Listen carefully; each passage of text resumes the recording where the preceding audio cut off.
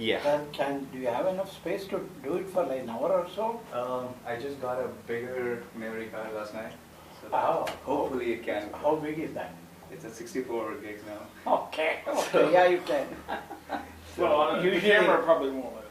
Huh? The camera probably has. And you can set the camera to record in a lower, fidelity Resolution? resolution. Yeah, there's probably a limit. Most of these cameras won't record more than 30 minutes or something like that. Oh, you okay. mean by Is it? Why? I mean, if there is a space, it should record. It could also be because of the reasons that you accidentally press the record button and it's just recording and there's a threshold. So what? You just erase it. I mean, it's not like, It doesn't say. It does say it's only 720p. So. Yeah. Okay. Anyway. All right. So thank you for coming, first of all. And I'm trying to do my proposal this semester. So my committee member, as you all know, it's Dr. No, Nasri. don't read that. Okay. All right. So this is a temporary title to my research.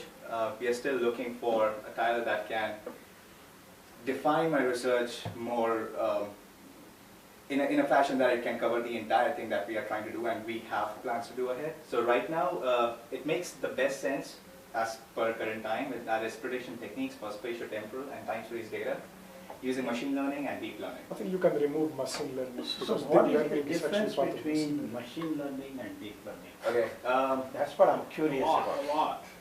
there's a lot of difference. To be okay in a sentence. For a lay person. Yeah. Okay, so I would say that machine learning is, for a layman, it would be the best explanation that for a machine learning, you just program a piece of code, okay, and the machine will go to a certain point, okay. That is its threshold of learning. In deep learning, there is no programmable code, okay. You're just setting a machine and letting it learn by itself, okay. But, I mean, how does the machine learn without an algorithm or a program? Neural networks. Exactly, it's neural networks. So is deep learning always with neural networks? Yes. Yeah. Yes. But even from what I understand, neural networks, once you build the neural network, the number of layers remain the same. And it can only change with back propagation, it can fine tune, but how does it extend learning? Okay. That's what's called deep learning. Huh? You're right. That's exactly the issue, and that's why deep learning doesn't fix that. Doesn't fix that. No. So then It doesn't to fix me, the number of layers. there is no deep. You are No, actually, it's I mean, you can increase the number of layers, Yeah. right. but it's fixed. Once you have set the number of layers, it doesn't change. It Yeah, can. but I mean, why? Because how do you add a layer dynamically to a neural network? Why not? Huh? Why not? You cannot. Why can't you? You tell me how you can, because you have to determine the weights, back propagation algorithms and other Yeah. things. So who does that? So, I- dynamically you can iterate through various kinds of. Iteration is different. Iteration is saying, well, I'm going to do with 2 layers, then I'm going to do with 3 layers and see what I Okay. get. Then I'm going to get 4 layers Yeah, and see what I okay. get. So why is that different than? So, but somebody has to decide how layers are connected and behave. The system yeah. doesn't define by Okay, itself. well, I'll let you answer. Great. I have a We'll very start good with the explanation for first that. question. I'm going to be at the end of these slides. If It's a you- bad sign. You actually have got a very good question, and that is a question which is $1 million question. I was at the AWS Give me $1 conference at million. Austin. Yeah, No, what no, I'm it saying, if is. you're going to put it in the title, I think you should worry about that. That's true. Because That's somebody true. is going to ask, Right. okay, or is deep learning, is machine learning, or deep learning subsumes machine learning? That's a different story. Right. That's what a lot of people think. Yeah. Right. No, I mean. Yeah, I it's mean- the other way around. Well, it's like the Machine big learning. data. It's not a. Yeah, it's- that's right. yeah. Exactly. Huh? It's like big data. It's Big there's data no doesn't big matter, the distinction. algorithm doesn't change, you just put big data, how does it change? I mean, deep learning is just a special kind of machine. I mean, I know they want a new buzzword, I fully understand why it is coming from, but I'm just trying to understand as a Right. scientist, what is the difference? If I encode the algorithm, machine learning algorithm in neural network, does it become deep learning? No. Actually, how much deep learning are you going to do? Are you going to show so us? you Yes. need to. Yes, I am going to show you. Okay, Okay, and I'm also going to show you all the challenges, all the objectives that I have behind the challenges. so And you're the going to future. show what you're not going to do. Well, I'm going to show you. He's an expert in this topic. A lot of companies are offering him jobs already. Okay, Alright, keep okay, Because he so has deep learning in his title. No, he's the expert how to implement it. Okay. Okay, so these are the things that I'm going to talk about, motivation, application. In the related works, I'm going to touch a little base with the past research that we have worked until last year, and following that will be everything about the current work. So, of course, the motivation that deals with the entire scenario in this research is the analysis of the human movement. We still are not able to detect the exact analysis. We still wouldn't be able to, because human movement is such an open system. It's such a complex function that we estimated is the biggest challenge of today's time. Of course, with that analysis comes the discovery of the hidden patterns, and the existing techniques which are in the related section have not touched it completely. They are not basically going into the time as a fourth dimension in the data set, and that is the biggest issue, because the complex functions that are estimating the human movement are not even close to the precision or the accuracy that we'll be considering. And of course, the high degree of freedom challenge of the human mobility is the biggest challenge in this entire research. And we've got so much of GPS data, and there's so much of power behind that GPS data that we can do so much of analysis. Basically, it's just sitting there and doing nothing. Remember that you have a Are lot of these slides, data- so you have to work with. Sure, Are these data publicly available? No, that is another biggest challenge. Nobody is ready to share its GPS data. Everything. And what is the use? He has access to Huh? data. He has access to some data. So some public data, anonymized or something is Well, I have the experiments done here. But that will be very small in size. That is, but again, we have applications that can tell you that, okay, if you're ready to share the data, it is going to be of amazing use.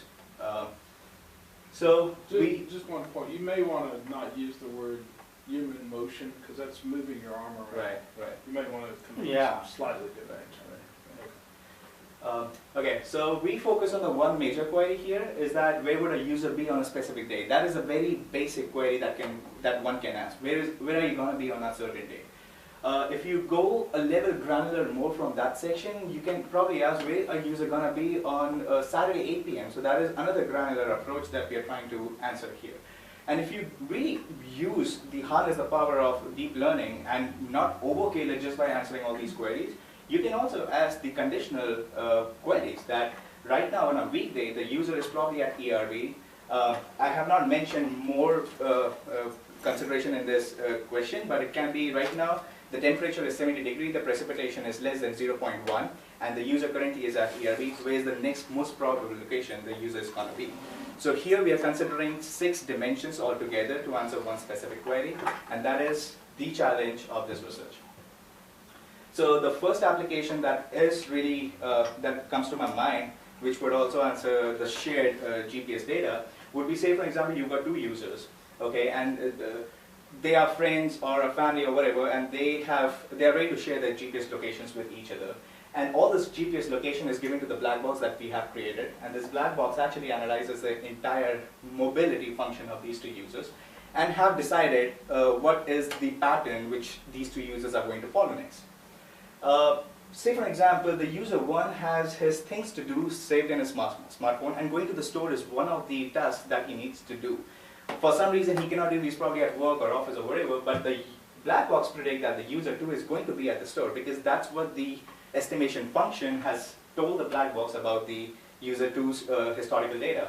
What it does, it simply takes the things to do, gives it to the user, without even letting these 2 users explicitly talking about it. So this is all done in background, and this is just one of the thousands of applications that can be built. Another could be healthcare applications. All these insurance companies, they're just trying to save their money. Of course they need to, because that's their business. And if they have, right now they don't, it's illegal to have access to anybody's GPS data, but just in case, if I allow my insurance company to have an access of my GPS data, they can predict where I'm going to be based on the weather and the climatic and the crowd and the whatever conditions on that specific location. They can give me alerts not to go there, just to save the money so that I don't get into any kind of accident. So it's a win-win situation. Traffic planner, so many people are traveling around the places. Another application could be saving time, saving crowds and stuff like that. Cellular handshaking is another one which, exactly not cellular handshaking, but a kind of a handshaking that can be between companies like Google and your locations. They can predict where you're going to be, and instead of signing in to your Google account from the same device, you can sign in from any other device because Google has already predicted where you're going to be at that moment. So saving you a lot of time and hassles. So the related work have been done in this field, not to such an extent, but yes, a kind of data mining, pattern mining, Markov model. Hidden Markov model is being done by us last year. Similarly, Bayesian networks, state predictive method, and traditional machine learning like SV and random forest classifier, k-nearest neighbors. All these traditional machine learning have been applied for the classification purposes, regression purposes, but to my knowledge, we were the ones last year which had the accuracy of 22%, which was 70% improvement on the existing already technique, which had almost about 13.9%. And that paper was published in SciAm workshop. And so yeah, the accuracy all these guys have shown, and not to such an extent. Moving ahead, this was our work, related work, which was done until last year. We use hidden Markov model in order to classify or to predict which cluster the user is going to be based on its entire historical GPS data. So the first thing that we had as an objective was to make classes of all those locations. Those classes were in form of clusters. We modified and tweaked the k-means algorithm in such a way that it can be tailor-made according to different users, because one algorithm cannot be generalized to all the users. We started finding the number of k's. In k-means, you gotta give number of k, and you have to find an elbow so that you can statistically prove that, okay, this number of k's are the ones which are best for us. But instead, we went and let the machine understand that what should be the best number of k for this specific user, and a radius for a specific cluster. It's a very simple technique where we find we actually look for those points which have more than tau time difference between two consecutive points. And another challenge was to find the value of tau. So this graph that we see here is basically the time difference between each consecutive points and how many total points did you find for that specific time. If you keep on increasing the time, you keep on decreasing the locations. You don't find a lot of locations where the users spend for, say, 85 minutes, okay? But if you decrease the time, the locations are actually the whole database, right? So we look for another for the elbow graph. So we find two different elbows for all the users within a database of 178 users. And we mentioned that 10 minutes should be the reliable time unit for that specific algorithm. So we decided on 10 minutes, and we found the total number of clusters which follow the pattern of 10 minutes stoppage. Once we found the total number of centroids, those centroids became the k clusters for our entire algorithm. Moving ahead, now the another challenge was to find the optimal radius for each cluster. This was a simple algorithm. It was, since we had these centroids scattered over a two-dimensional plane, we started calculating the difference or the distance between each centroid. And so that the clusters do not overlap with each other, we found the minimum of the delta. And this became the generalized algorithm for the entire data. So this k and the radius, is this, so you found it based on your data, the actual data? Yes. But do you think the data set that you have was sufficient enough to Well, this data set is not the one that we collected. This data set is the Microsoft Research Asia Geolab yeah, data but is set. it, does it capture many different scenarios? It does not. Okay, It so you have to calculate k and the radius for other data sets. So K changes for each cluster? For So each- since you can adjust the size of a cluster, Uh-huh. you have different values of K for different clusters within the same data? Okay, so for each different users, k is going to be different. Or, Yes, but it you're cannot. changing it within, for particular clusters, right? No, for k is the number of clusters. K is the number of clusters. So for each user, I'm sorry, one, I'm yeah, sorry, for a one, single user. one user may Okay. have 10 clusters, another may have Okay, 15, okay. another may have 5. So Based K on is, the okay, yeah. okay. first. So And then that's the what I delta will be different also Oh, based on so the you calculate cluster. k on the fly.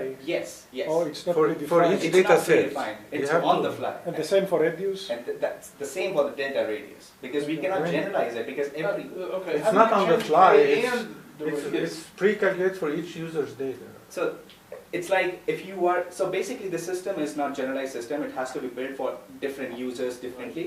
So once you have the system built for one specific user, you get the user's data, and this process starts. For this user, you are calculating K, and this user, you're calculating delta. Once you have all the Ks and delta, you're creating the cluster, and these clusters are then given to the hidden Markov model. That makes sense, right? So, keep going. yeah. So this is just an example of one user. For this specific user, it had data for 4 years, and for 4 years, it has almost 500,000 points. It had almost 250 clusters, out of which we are just showing 6 clusters, and it's in a Bichon area. And so that's the one example. And now since the entire database has all these clusters aligned chronologically, right? So we can see the transitions between each clusters. And that's what this graph shows, that what are the transitions. And this is just a subset of the entire. For a single user? Or? Just for a single user. Just for a single user. And this user is from the Chinese dataset. So once we have that, the basic hidden Markov model has visible states of the clusters and the transitions between them, and the hidden states are just the days of the week. Now, the days of the week have their probability of occurrence in all those visible clusters. And based on that, we can simply, we can answer a simple question saying, what is the probability of this user to be at this specific location, or what is that location where this user is going to be at or on Sunday? So it's just a simple Bayesian classification or Bayesian probability, which says probability of all the locations given Sunday, and whichever has the maximum probability is the one which is the most probable location for that user. You don't keep the information about any order on Sunday. I mean, before, didn't you have something like, first you catch a bus and then you go to the park? Because now it can be you go to the park and then you catch a bus. So yeah, it's just a generalized Sundays. Okay. Yeah. So if a user was in 10 different places on 10 days, that is indicated by 10 clusters. So the 10 cluster centroids of the 10 clusters say he was here, he was here, he was here, he was here, he was here. Right. We also have the time, or whether. So how does it tell you where he will be on a Sunday with respect to time? Or is it with respect to time? No, till now we have not considered time at this So moment. if there are 10 points, he can be on Sunday. How will you say where he will be? Exactly, and that's the question that we're trying to answer, and that's because on the pattern that he has been before. So say for example, today is the time when you're trying to answer this question, and before today you've got 500,000 points, and based on that you're just trying to find the probability for a specific location which has the maximum. So you're partitioning the data set into days and then doing the clusters? Okay, so once you have the clusters, okay. Clusters of one user for all days. Okay, let me just show you the way we do it. Okay, so this is what the database looks like after it has been clustered. So you've got a user ID, the user that you're talking about. You've got latitude, longitude, date time, and location ID. So this location ID is the cluster ID, right? So we don't even consider latitude and longitude at that specific moment because we are trying to find the most probable location where the user is going to be on Sundays, right? And based on this, because we've got the entire database created with us, so we are trying to... So you take all the Sundays data. Yes, we take all the Sundays and data. then do a clustering. No, the clustering is already done. And he gets the location IDs from the clusters. And now he doesn't deal with the individual positions, just with the cluster IDs. Just with the cluster IDs. So the clustering is done all the data at once. Yeah. To just find the places that are commonly used. So clustering, the clusters do not have anything to do with time or No, They after do have the something to do with time. well, The day of the week. later you will find it. But you do Yeah. the clustering without any time, just to see which are the common locations. He's doing it day by day, right? No. No? Oh. After that, he looks at the original data, Yeah. and that data, he puts the location ID with each data based on the longitude and latitude, and puts the date of time from the data originally. So the clustering is done as a pre-processing, Okay. and then he looks at the whole data to see in which cluster they are at what time of day. And that's what he's doing next. Right. Is that So- correct? Yes. So you can tell them that yourself. Okay. Okay, I'm sorry. So, I'm sorry. This says hidden Markov model day, and the next says.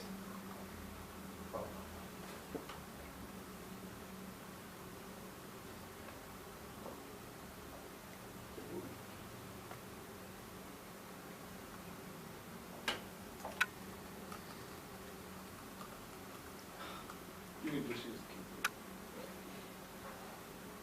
And the next that we have is the hidden Markov model based on day and time. So if you look at the hidden Markov model here, the only difference that you see here are the hidden states. What you see is you've got an integer with a decimal before the days. Okay, so the 24-hour day or the 24-hour time period of a day has been divided into 8 equal periods, where each period has a 3-hour time quarter. And so the first period has time from 12 a.m. to 3 a.m., 3 a.m. to 6 a.m., and so on and so forth. To answer a query like where is a user gonna be, or what is the most probable location for a user to be on a Monday 8th quarter, okay? It's a very simple conditional property, but if you look closely, we've got another dimension that is of the time along with the day, okay? And to compute this is the most expensive computation power that we have ever worked as a, as a location prediction model. So to overcome that, we just try to calculate the entire probability of occurrence for a time of the day along with the day offline, and once we have calculated that entirely offline, we are just trying to answer these questions by plugging in the values. So that is how we are trying to go one step granular when we are getting time as another dimension. So there was a big challenge with the data set, and till now we were using GPS data set from Microsoft Research Asia. It has been so much exploited that now we have also started questioning about its completeness and its accuracy. And we were also wondering that if we can get some personal touch to the research in some way so that we can get our own data set to work with, because in that case we know it's valid, it's accurate. Well, we are still not sure if it is accurate, but we still know it has consistency and uniformity because we know where we have been and we can look it up in 2 dimensions. So like I said, actually 6 months. So we are using our own 6 months of GPS data through our own GPS devices. And I'll show you how the data set looks like. So this is the GeoLike data set. It's from Beijing, China. This is personal data set. It's highly clustered and it's really dense around Fort Worth, Arlington region, and it's very much sparse towards. And this is just one user's data set around Dallas and Plano. This is a user who is a student at UTA. It's basically me. I collected my own data set. So, and the way I did it, I didn't know how to do it.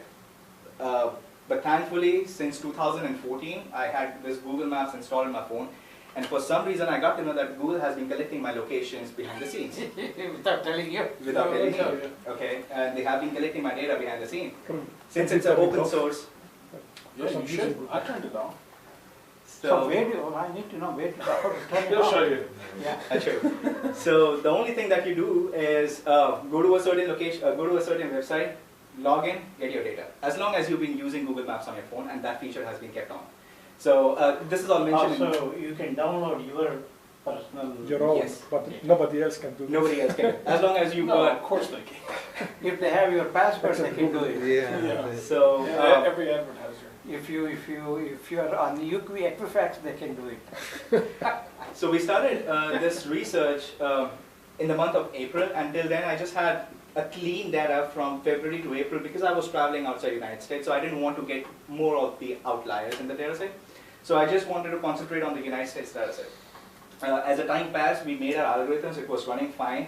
So on July again, we sat down and we downloaded a fresh copy of the data set, and we just concentrated on February through July. I'm going to do a lot of analysis, which is going to be shown here, so that's where it is. So this is the data set. You need to know that it's from February through July. I was still a student. I was working at school. I was still attending classes. Right now I'm not in school. I'm working as an intern. But back then I also did not have a vehicle. Okay, so these are the prerequisite information that I'm just trying to make you understand. So here what it shows is I'm not a very early morning person back when I was a student. So yeah, these two are the lowest. Okay, and my day rises as the time increases. And so these are the bins of 12 to 4 p.m., 4 p.m. to 8 p.m., 8 p.m. to 12 p.m., and 12 a.m. to 4 a.m. These are for all those, right? These are for the entire data set, for all the 6 months. So one thing that we can just see is that this user gets active after 12 p.m., okay, and remains active after 12 a.m., okay. So there is if a very naive application was to be built on top of just this analysis, it would be as simple as, okay, this user tries to be very active after a certain time of the day, and let's just start giving recommendation based on that time of the day. But the other question is, what day of the week? What location? So we went one level further down, and this is one dimension more granular approach through which we started looking at the different days of the week along with different times of that specific day. Now, one thing that you see is, let's just start with, say, Tuesday. So orange is Tuesdays, okay, and we are just concentrating on the data which has the highest number of observations. Statistically, even if you do, so you've got 12% on at 12 a.m., 15 at 12, 14% at 4, and 11% at 8. There is no statistical significance that differentiates these 4 observations, saying that is there any specific day or what time of Tuesdays that this person tries to go more?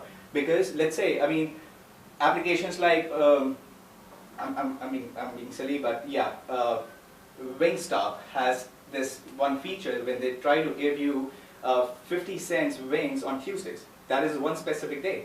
But if that Wingstop was trying to build an application just to recommend a user who is a constant user of Wingstop, they won't be able to differentiate between 8 p.m., 4 p.m., 12 p.m. or 12 a.m. because there's no statistical A/B testing for this which can prove this. So let's look at this data in a different way. Let's just transpose the data set, and now we have on the x-axis our different days.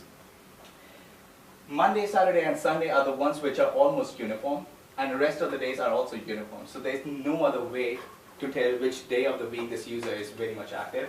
And if you add the same thing, now if you add time on this weekdays, everything looks very much uniform, and there's no eye-catching analysis that can say that, okay, so on Thursday at 8 p.m. this user tends to be working or walking more, or commuting more. Till now we've seen all the non-spatial attributes of the data. Let's just, okay, another thing, one more important thing. The time when this data set was created, we knew that just features like latitude, longitude, day and time are not going to help us. So we went to NOAA website, and using their API, by giving our latitudes and longitudes and date and time, we collected temperature and precipitation, so we extended our database horizontally. And the effect of which is here. And now if you see, I'm a kind of person who loves warm weather, not hot, not cold. 78 to 80 degrees is perfect. And if you see, there's a positive correlation up until 70 degrees. My locations or my movements are the least when it is very chilly, and they are slightly increasing as the temperature is increasing. And the moment temperature reaches a certain threshold, my observations decreases. And that was the time when it was somewhere about April or May. And here the precipitation is the most interesting one, that it has a purely negative correlation. As the precipitation is increasing, my observations are totally decreasing. So this is how, what is the granularity when it records it like? Yeah. So we had 3 options. One was including the entire, so we had observation, this latitude, this longitude at this day and time, 12:15 p.m. Okay. We did not go with the 12:15 p.m. Rather, we went with the average of the day because we did not want to. So how does it record typically? How does it record? When does it record? Like, not when you download your records, No, how do they look like? No. But how? What are the number of records? Like every time you take a step, it. Oh, I see. That's what I want. That is mentioned in the proposal draft. I'm sorry I could not explain it here because of the time issues. That is in-depth explained in proposal draft, which is what it says is the sampling is 1 minute. Okay. 1 minute. The general sampling is 1 minute, but it also comes with a condition. The condition is only if the user is walking at or at least more of speed of 1 mile per hour. Google believes that the average walking speed is 3 miles per hour, but they have set a threshold of less than that because some people might not walk that fast. So the average speed is 1 mile per hour, and the sampling rate is 1 minute. And if you go through with the entire that section in the proposal draft, it tells you that there are observations up until 25 minutes. And that's because of the reasons I lost my phone once, okay, and the phone was dead. It was not recording any points. So the next point that it recorded was after days, okay, and those were the conditions that, it's a general life conditions.